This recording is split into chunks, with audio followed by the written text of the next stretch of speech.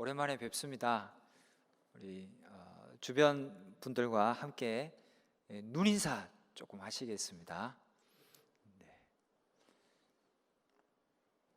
네. 주님의 평강을 기도합니다. 다른 사람의 생각이나 행동을 온전히 이해하기란 참으로 어렵습니다. 그 사람이 내 생각대로 행동하지는 않기 때문입니다. 그런 타인을 볼 때마다 우리는 저 사람은 왜 저럴까? 저 사람하고 관계를 지속해도 될까 하는 의구심을 갖기도 합니다. 그런데 예수님에게도 그런 면이 좀 있어 보입니다. 잘 이해되지 않는 행동을 하실 때가 한 번씩 있다는 말입니다. 본문의 사건에서도 그러합니다. 예수님은 요단강 저편인 베레아 지역의 베다니 도시의 베다니라는 곳에 지금 머물고 계십니다. 그곳에 계시고 있는데 유대 땅, 예루살렘에서 가까운 유대 땅 베다니로부터 한 사람이 와서 전가를 전하게 됩니다. 요한복음 11장 3절에 나온 대로 나사로가 병들었다라는 내용이었습니다. 내용은 간단하지만 자간의 의미는 매우 심각한 것입니다. 지금 주님 사랑하시는 나사로가 병들었습니다. 지금 생명의 위기에 빠져 있습니다. 주님 만사를 제쳐두고 오셔서 빨리 오셔서 우리 오빠 나사로를 좀 살려 주십시오라는 그런 간절한 마음이 완곡하게 표현되어 있는 전갈입니다. 그들은 예수님을 전가를 보낸 마리아와 마르다는 예수님을 믿는 사람들이었습니다. 그들은 예수님이라면 나사로가 죽기 전에 오셔서 능히 나사로를 고쳐주실 수 있다고 믿었던 겁니다. 그 믿음 가지고 좀 빨리 와달라 완곡히 요청한 겁니다. 게다가 예수님과 나사로는 어떤 관계입니까? 그들 사이에는 깊은 우정이 있었습니다. 예수님이 특별히 나사로를 편애하셨다라는 말은 아닙니다.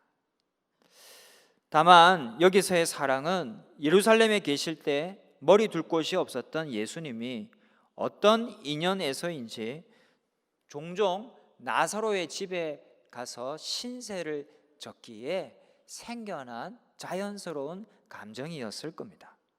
아마도 나사로의 집에는 게스트룸이 있었을 거예요. 그곳에 예수님이 한 번씩 가셔서 머물러 쉼을 누리셨고 제자들도 그 집에 함께 머물러 있었을 겁니다. 나그네를 대접한다는 것은 보통 일이 아니죠. 나사로는 참 많은 수고를 했던 겁니다. 그런 집안에 나사로가 지금 병들어 누워 있다라는 겁니다. 예수님이 어떤 분이셨나요? 길 가다 만난 시각장애인도 그날 고쳐주셨습니다. 그러면 예수님을 위해 온갖 사랑의 수고를 아끼지 않은 나사로가 병들었다라는 소식을 들었다면 이 나사로는 예수님은 어떤 반응을 보여야 하겠습니까? 당연히 아이고 그러냐고 빨리 가겠다고 하셔야 되지 않겠습니까? 그렇지 않다 하더라도 그 자리에서 병이 나았다라고 말씀이라도 하셔야 되지 않았겠어요? 마태복음 8장에 보면 예수님이 백부장의 믿음에 감탄하셔서 그 하인을 멀리서도 고쳐주시는 원격 치료 사건이 나옵니다.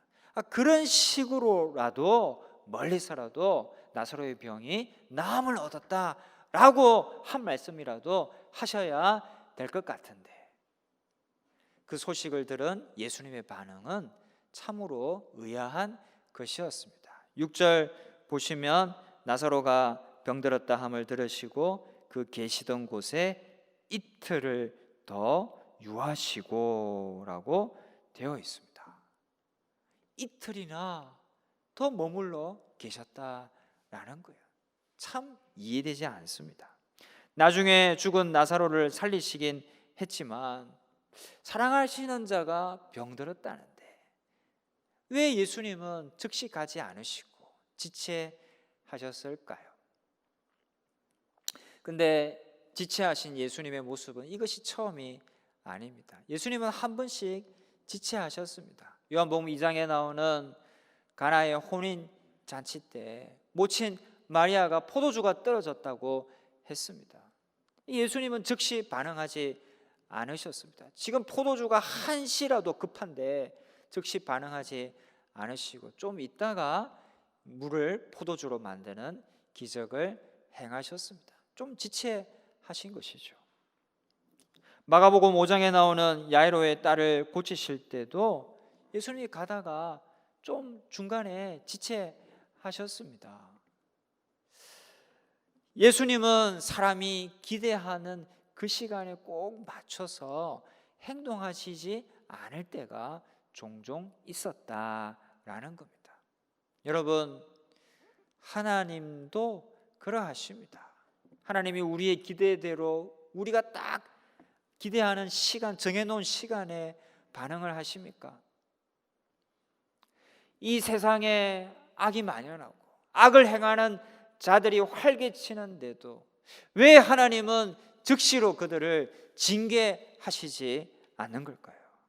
질병과 고통에서 언제나 노임받을 수 있을지, 왜 주님이 재림하시는 때가 늦어지고 있는지도 종종 우리 속에서 터져나오는 의문이요 질문입니다. 전 세계적으로 많은 사람들이 겪고 있는 고통과 괴로움을 조금이라도 그 실상을 접하게 된다면 그런 질문을 하는 것은 불가피하게 됩니다. 오랫동안 어떤 특별한 필요를 위해 내내 기도해 본 적이 있는 사람이라면 한 번쯤은 응답이 왜 이렇게 지연되고 있는지 의문을 제기해 보았을 겁니다. 또 아주 오랫동안 기다린 후에도 여전히 이루어지지 않고 있는 하나님의 어떤 약속과 씨름하는 사람도 있을 겁니다. 그것이 오래도록 이어지면 우리의 마음은 어떤 상태가 됩니까? 예수님은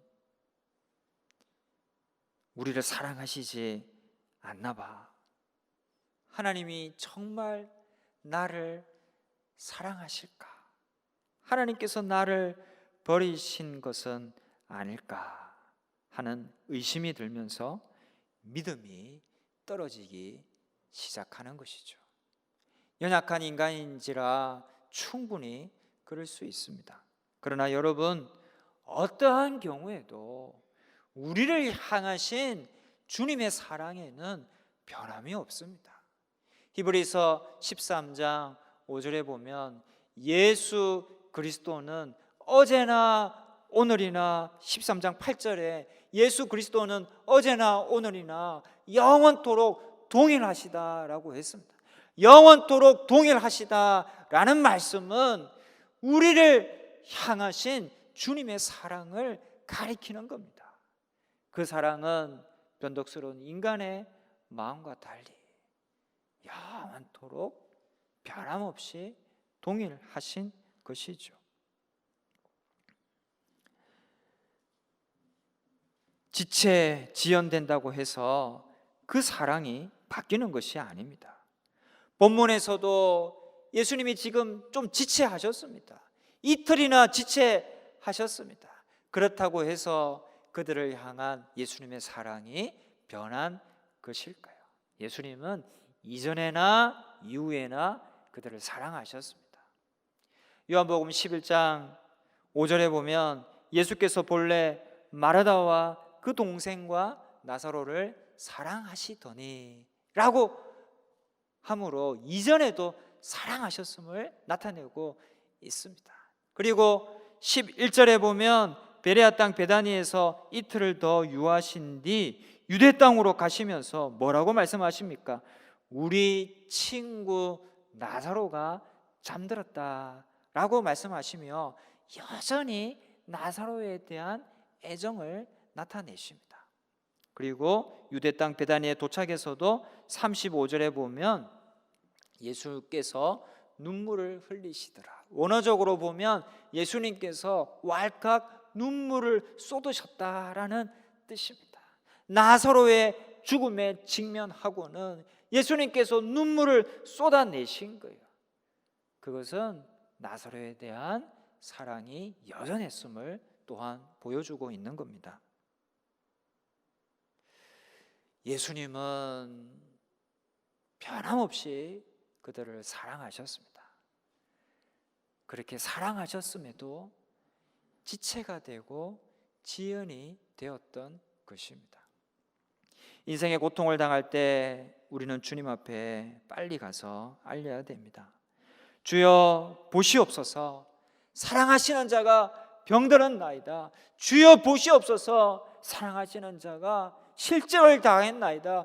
주여 보시옵소서, 주께서 사랑하시는 자가 커다란 고통을 겪고 있나이다 라고 주님께 달려가 알려야 될 것입니다.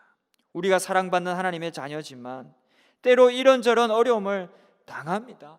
그럴 때마다 주님께 달려가 아뢰는 겁니다. 그러한 자들에게 주신 주님의 약속이 시편 50편 15절입니다. 환난 날에 나를 부르라. 내가 너를 건지리니 너가 나를 영화롭게 하리라 말씀해 주셨습니다. 이것이 주님의 말씀입니다. 그러기에 우리는 마리아와 마르다처럼 우리에게 일이 생겼을 때마다 즉시로 주님께 달려가 우리의 사정을 아뢰어야 할 것입니다. 그렇다고 해서 여러분, 내가 원하는 시간에 내가 정해놓은 방법대로 문제가 해결되는 것은 아니다라는 것도 반드시 기억해야 합니다. 대체로 우리는 즉각적인 응답을 기대합니다. 하지만 응답이 빠를 수도 있지만 응답이 늦거나 내가 보기에는 아예 오지 않을 수도 있습니다. 그러나 그것이 최선의 응답입니다. 늘 나를 여전히 사랑하시는 주님께서 최선의 시간에 최선의 방법으로 내게 응답해 주시는 겁니다. 나사로를 살리신 것도 마르다와 마리아가 보기에는 지금 지연이 되었습니다. 본문 21절 보시면 마르다가 예수님께 주께서 여기 계셨더라면 내 오라버니가 죽지 아니하였겠나이다. 마리아도 마찬가지입니다. 32절 보시면 역시 그렇게 예수님께 말을 하게 됩니다. 뭔가 지연된 시간에 대한 아쉬움이 묻어있는 말인 것이죠. 그렇게 인간이 보기에는 지연된 시간이었지만 여러분, 나사로의 극적인 부활 사건을 통해 이 집안 식구들이 완전히 새롭게 되었습니다. 뿐만 아니라 제자들도 예수님이 죽은 자도 살리실 수 있는 전능하신 분이구나라는 믿음을 갖게 되었고요. 그와 더불어 많은 유대인들이 예수님을 믿게 되었습니다. 요한복음 11장 45절 보십시오.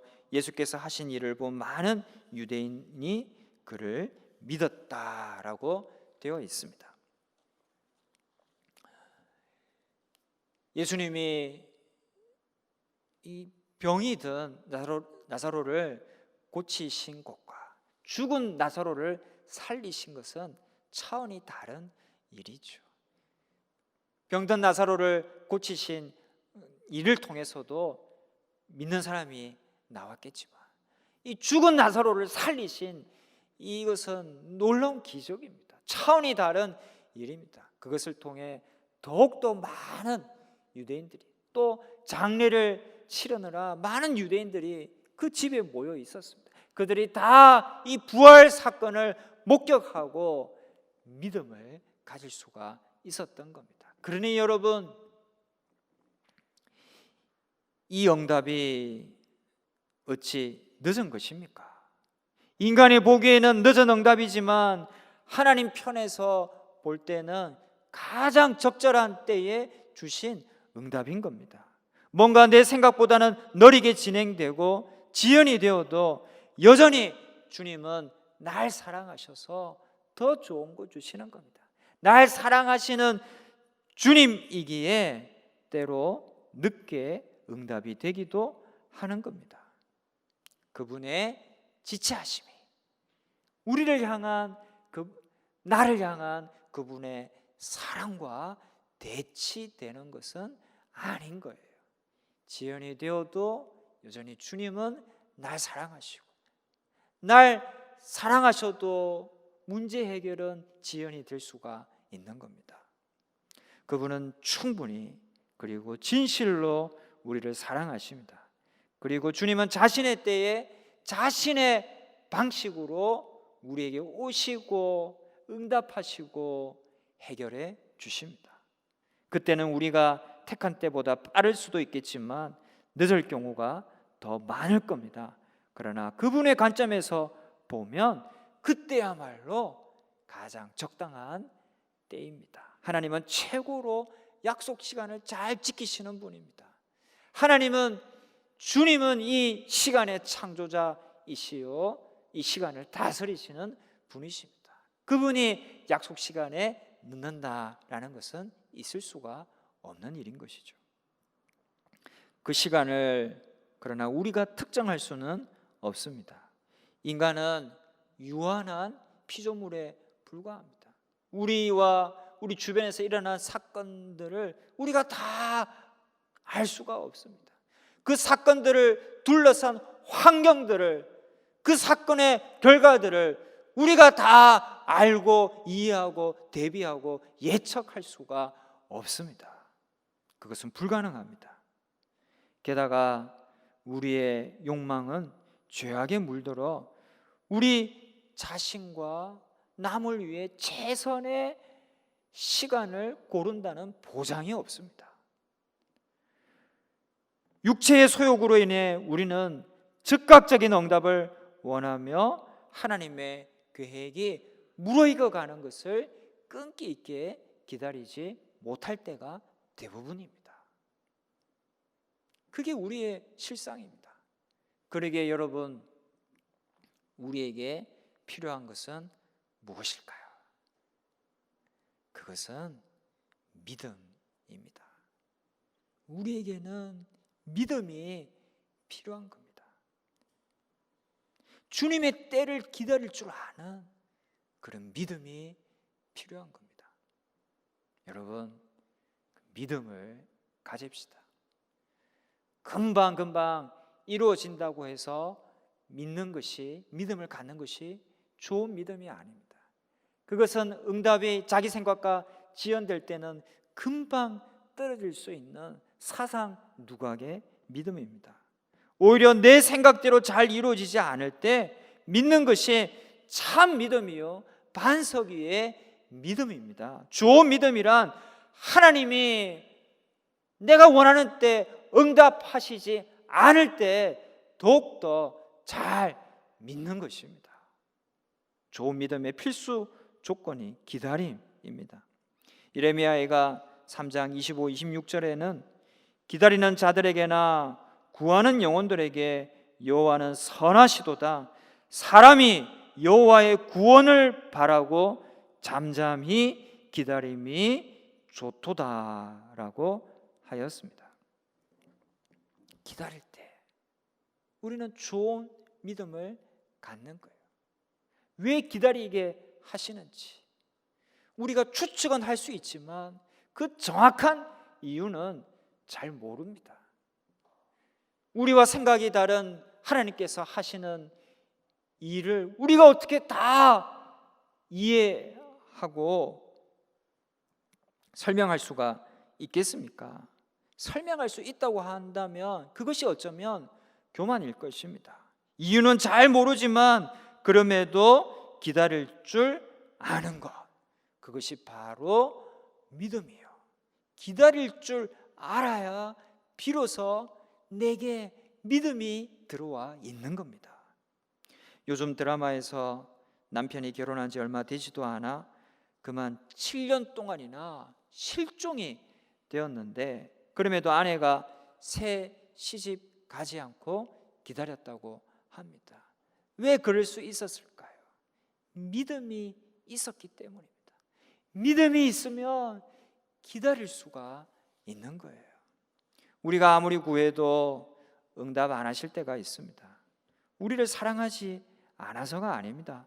사랑함에도 주님은 지체하실 수 있고요, 약속의 성취가 지연될 수가 있습니다. 그 시간들을 인내하고 버텨내는 게 믿음입니다. 코로나도 왜 이렇게 사라지지 않는지, 언제까지 이렇게 살아야 되나, 너무 거기에 집착하면 속이 상하고 지치고 우울해집니다.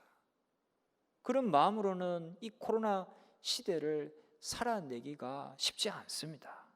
이 사태를 벗어나기 위한 노력은 다 하되 하나님의 때가 되면 언젠가 사라지겠지 하고 잠잠히 기다릴 수 있어야 합니다.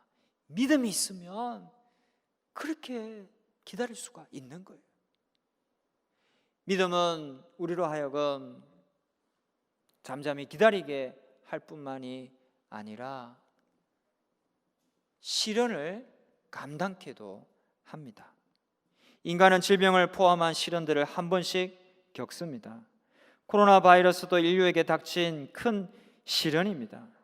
그러한 시련은 할 수 있는 모든 수단을 동원해서 가능한 빨리, 또한 아무런 고통 없이 우리에게서 쫓겨나게 만들도록 저항하는 것이 인간의 자연스러운 반응입니다.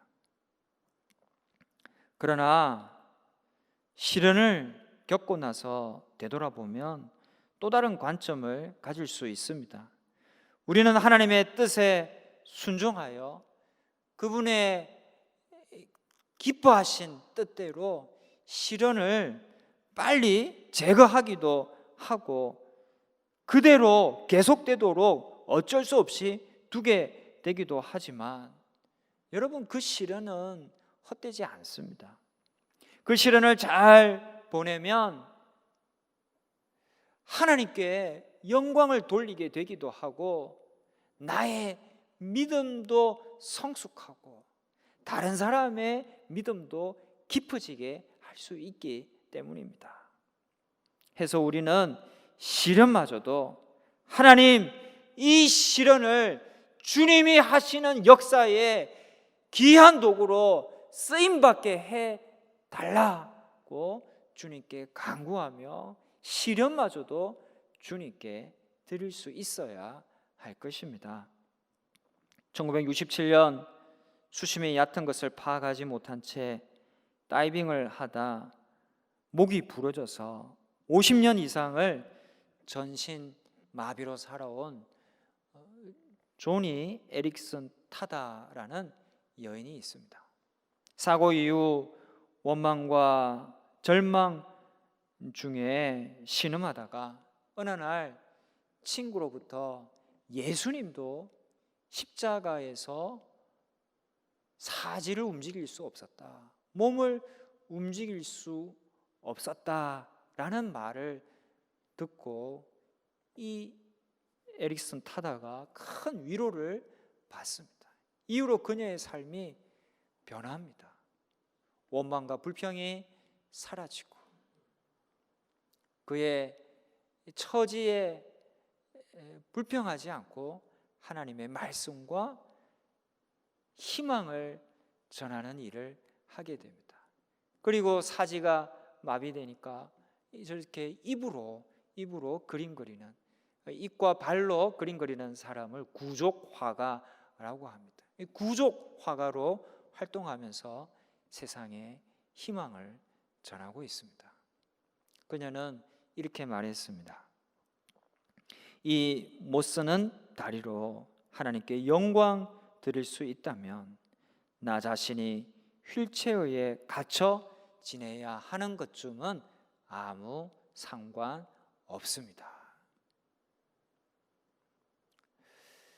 참 세상이 감당치 못할 실로 대단한 믿음이 아닐 수 없습니다.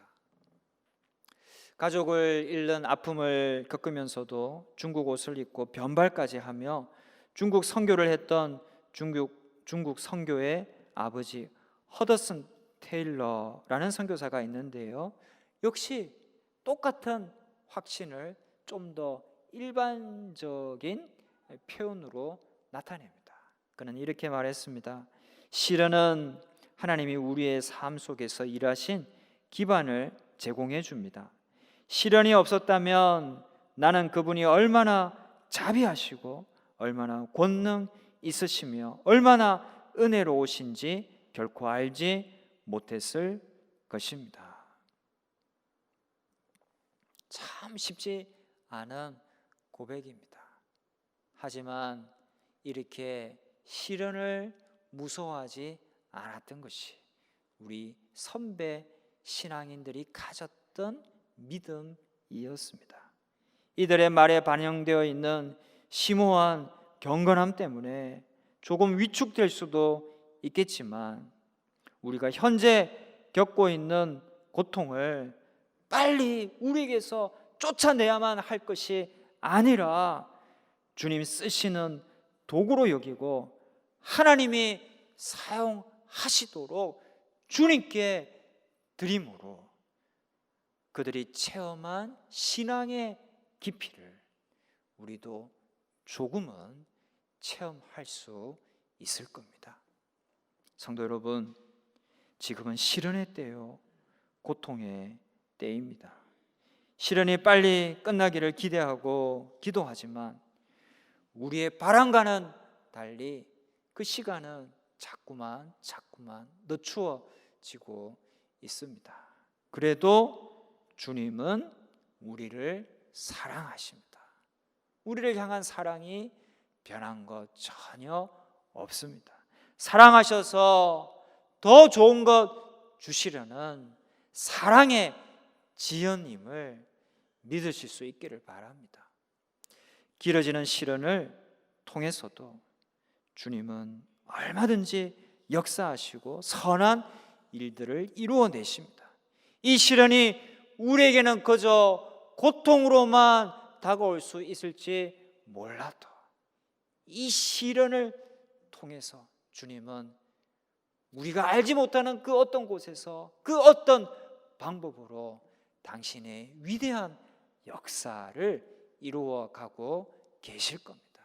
그러기에 이 시련이 주님 쓰시는 도구가 되도록 주님께 드리는 믿음 또한 가지고 사시는 저와 여러분 되실 수 있기를 주님의 이름으로 축원합니다. 기도하겠습니다.